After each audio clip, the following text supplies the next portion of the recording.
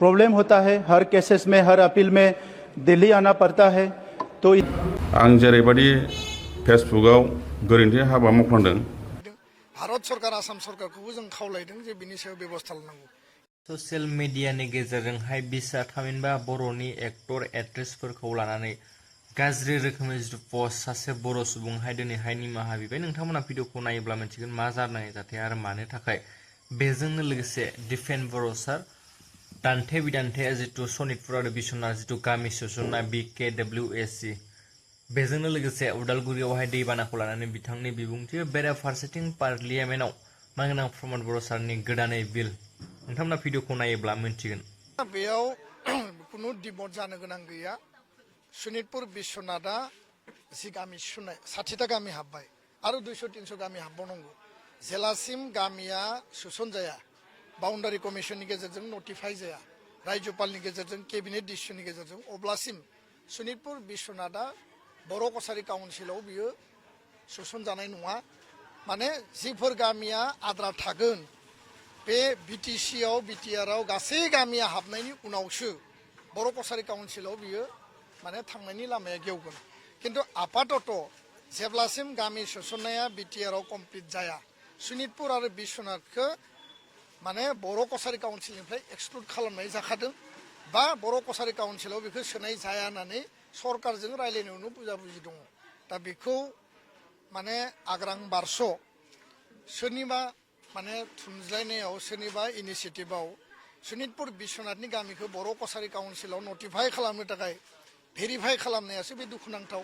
आरो जोंनि रायजो राजा इन्टेलेक्सुवेलनि गेजेराव बेखौ लानानै कनफ्लिक्ट जे मोनसे थासारि फैदों, बेयाव कुनु भुल बुजाबुजि जानो गोनां गैया। एबसु आरो बर' कसारि काउन्सिलनि गेजेराव बा UBPOनि गेजेराव, एबसुनि गेजेराव मिसआन्डारस्टेन्डिं जानो गोनां गैया। बेखौ UBPOआबो बुजिनांगोन।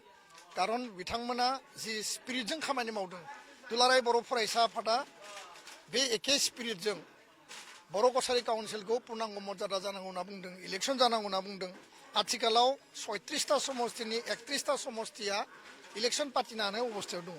बेजोंनो इलेक्सन पार्टि नङा होमबा? बिनि गेजेरावनो जोंहा राभा हासंनि माने गवालपारा साउथ कामरुपनि मोनसे जेंना थाबाय, सनितपुर बिश्वनाथनि जेंना थाबाय। बे लासै लासै प्रक्रिया मथे जागोन। किन्तु दा एनक्रस खालामनानै कनफ्लिक्ट जालायनायखौ जों लुबैया आरो बे बेलायाव स्पष्टबादि रायलायनानै क्लियार जालायबानो जायो। आरो सरकारखौबो बेबायदि एना एनि जालायनाय खामानिखौ दावमावथों आं सरकारखौ खावलायबाय। गोजोन्थों।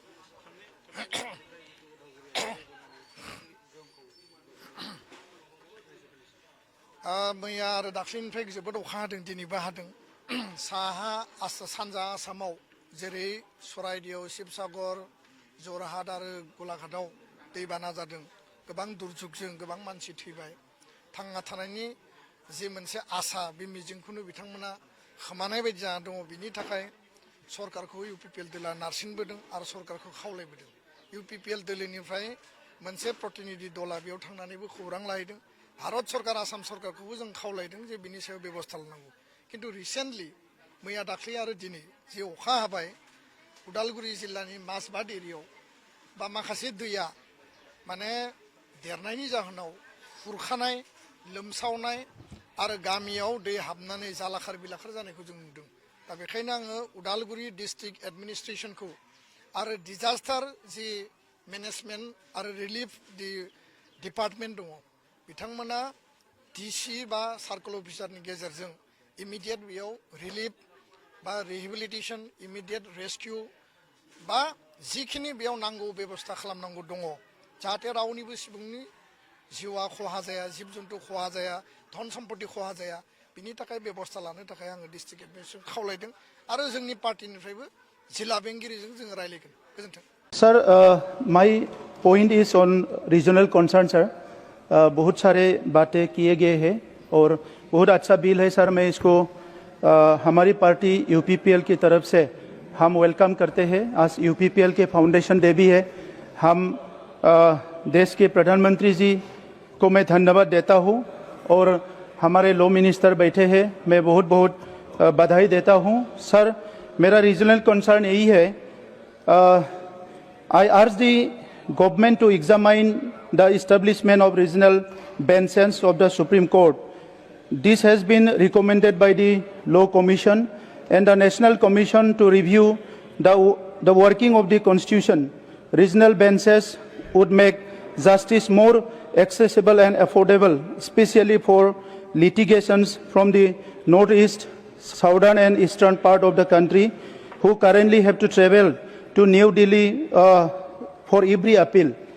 तो यही एक कंसर्न है सर कि जो रीजनल लेवल पे हम लोग को बहुत प्रॉब्लम होता है, हर केसेस में, हर अपील में दिल्ली आना पड़ता है.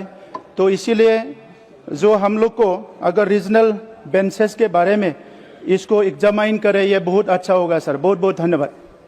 मैया 4 तारिख आगस्ट खालि आंनि Facebook page Basu Basumatary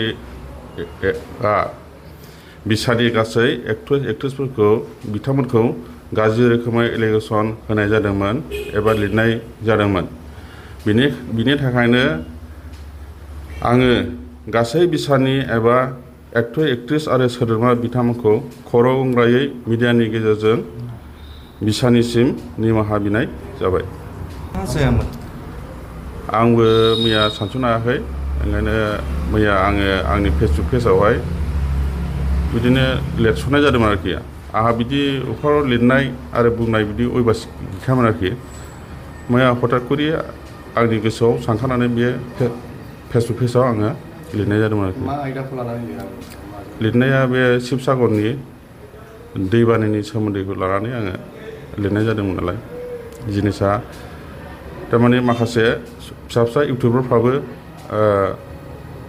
donation हिसाबै हरदों नालाय. आंथ' मोनथिया नालाय, जोंनि एक्टर एक्ट्रेसआबो सिगांबो हरदों जाहैबाय.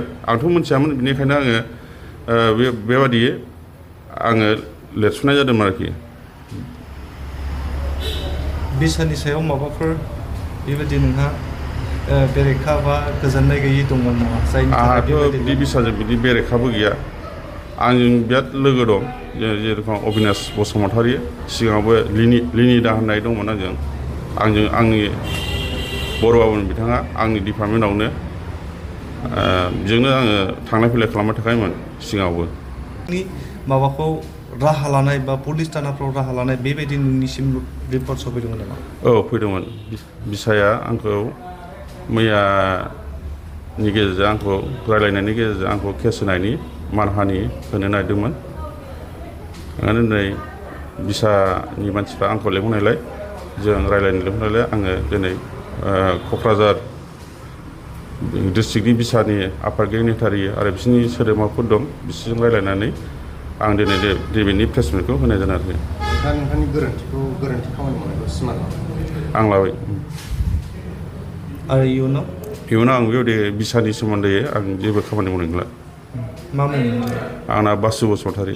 बिसायाव बिबानफोर दं नामा? गैया, आंनाव जेबो गैया. आं जेरैबायदि फेसबुकआव गोरोन्थि हाबा मावफ्लांदों, जाहाथे इयुननि मानसिफ्राबो बेबादि हाबा दामावथोंसै, जाहाथे बिसाया बर' हारिनि मोनसे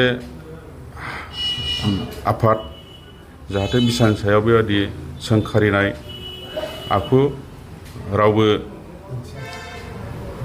दिन्थिया, बेखौनो आङो आइ आफा बिदा फंबाय बिब' बिनानावनिसिम खावलायनाय थाबाय.